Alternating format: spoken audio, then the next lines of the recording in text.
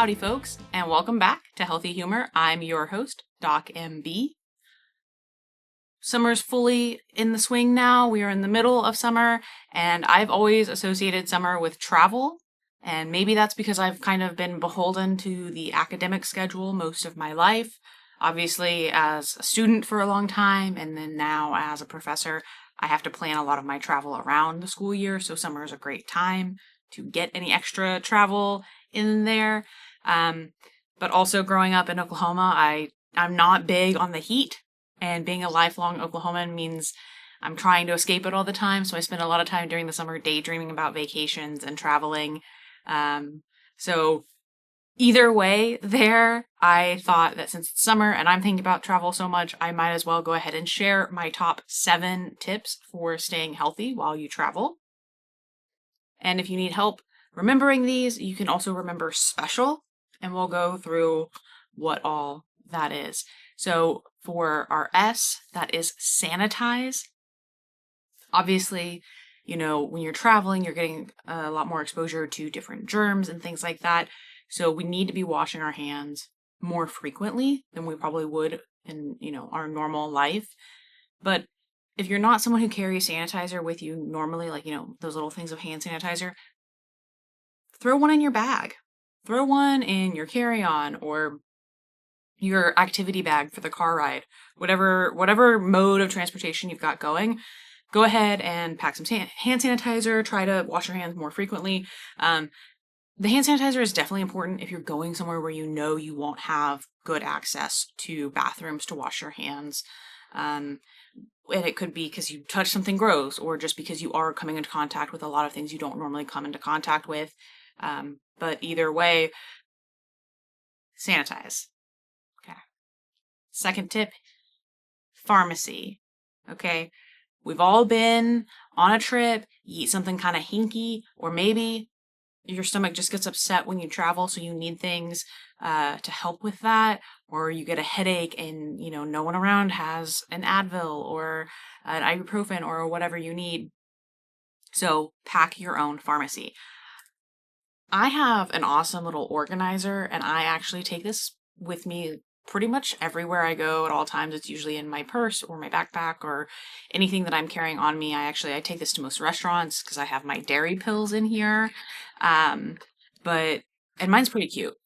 The labels say things like eat it anyway for my dairy pills, or brain pain for my Excedrin because I get migraines. There's extra spicy. It's got Pepto and Tums in it. We've got Oh Toot, and that actually has some laxatives in it in case anyone needs those, and some other, allergy pills or things like that. But carrying your own pharmacy with you, it could be your own first aid too, right? If you're someone who's prone to accidents, keeping some bandages on you, things like that. But certainly keeping your own little pharmacy is key to staying healthy when you travel, because again, you start getting an upset stomach or something like that, you want to deal with it immediately, especially if you're somewhere where they don't speak English. So whatever you think you might end up needing, something to get things moving and grooving the way you want, things to stop when there's too much moving and grooving, things for maybe you had a little too much fun the night before, so you need a little migraine medicine, or you need some liquid IV, whatever it is. Just pack those things up and have them with you. A headache when you travel is the worst. So is diarrhea or constipation. So whichever end of that spectrum you're falling on, definitely have medicine for it and keep it with you. Which brings us to our third tip, which is eat familiar. Now, I love food. I'm a foodie. I want to eat somewhat adventurously when I travel, but also obviously I'm not going to go so far outside my comfort zone or eat anything that I know is going to upset my stomach, which is a lot of things.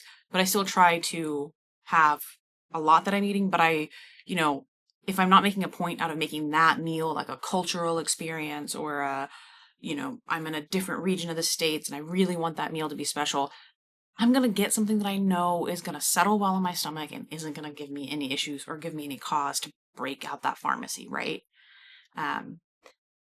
So keep that in mind. Moving on, cover up. That's our C in special. And when I say cover up, I could mean sunscreen. right? If you are flying, you should even wear sunscreen. If you're driving, definitely wearing sunscreen. If you're traveling by boat and you're out and exposed to the elements, sunscreen for sure. But also beyond sunscreen, I like to wear more modest, loose, lightweight clothing when I travel in layers, be able to take things off, move around. But definitely kind of keeping more coverage so that way I am not exposing my skin, my person to any contaminants or things that might be dangerous to me. And I do wear sunscreen constantly whenever I travel. I try to wear sunscreen most every day anyway. I don't care if you're looking for low chemical or you're looking for the highest SPF, whatever. Keeping that level of protection on your skin will help you in the long run, but it will also obviously help you from getting a burn, especially if you're on like a beach vacation or something like that. And if you're thinking, well, it's a road trip, I'm going to be in the car most of the time, I don't really need to wear sunscreen, or, well, you know what? Those UV waves, they can come in through the glass in your car window. They will still get you for sure. So cover it up. I is for intermission. Take a break.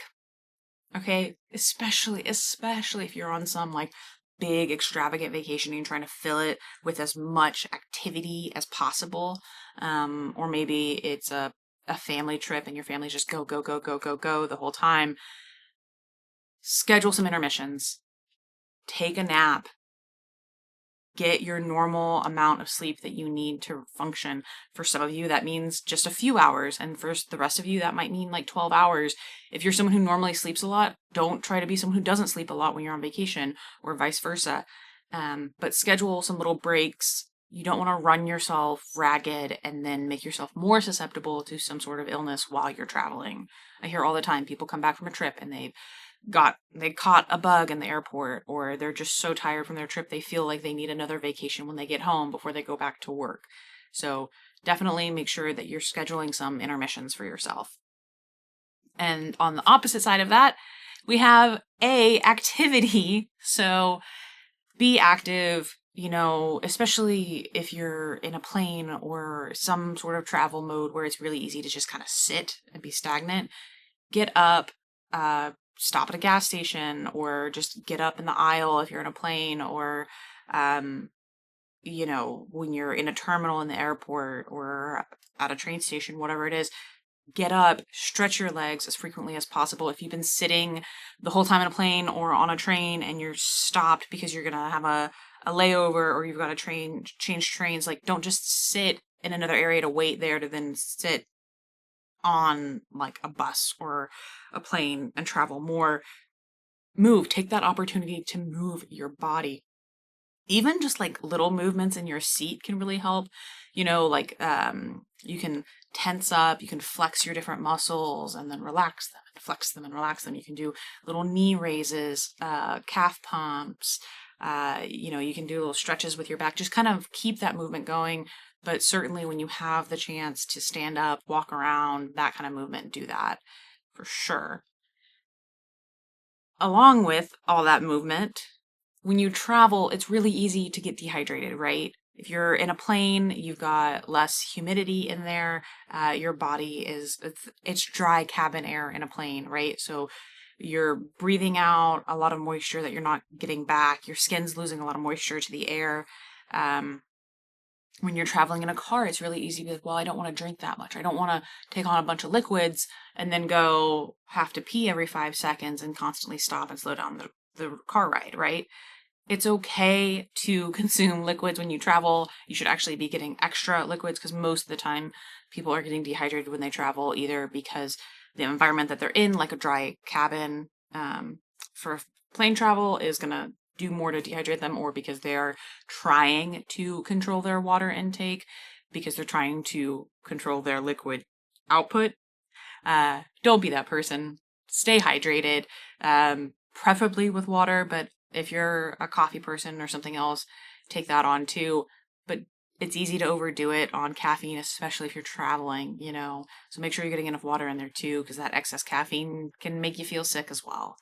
So Remember, stay special, be special when you travel, sanitize, bring your pharmacy, eat familiar, cover up, whether that's with sunscreen or extra layers, plan some intermissions, give yourself plenty of resting time on the adventure that you're on, and stay active as much as possible. Again, especially whenever you have the opportunity to just squeeze some activity in there. And of course, consuming those liquids and staying hydrated is going to be key. Some extra considerations: if you're traveling with kids or older adults, you might have to plan a little more around them, um, both either because they might be exposed to more environmental factors that you don't necessarily have to consider. So always try to be cognizant of that, right? If you're traveling with an older adult, make sure you have any assistive aids they might need or extra medications they might need. Same thing with little kids. You've got a kid with asthma, don't just bring one inhaler. If you can, bring a couple. Have one stashed with one parent, one with the other, or one on the kid, one in an adult's bag, something like that. Um, Also, if you're someone who gets motion sick, that's easy. Throw that in your pharmacy. Or if you're caring for someone else and they get motion sick, bring the patches, bring the wristbands, bring the anti-nausea medicine, whatever it is that you're going to need for them. Also, be cognizant wherever you're going of vaccines and additional travel documents that might be required. Um, there are other countries out there that have stricter rules than what we currently have here as far as vaccines that might be needed when you go to those countries, and also be cognizant of what you might need to get back into the States, or back to whatever country it is that you're traveling in and out of. So I hope that you have found all of these tips helpful.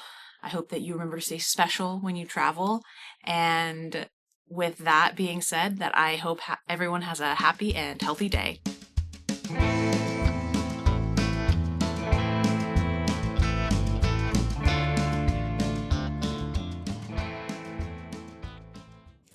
I hope you're enjoying this episode. Please remember to go like and subscribe to Healthy Humor.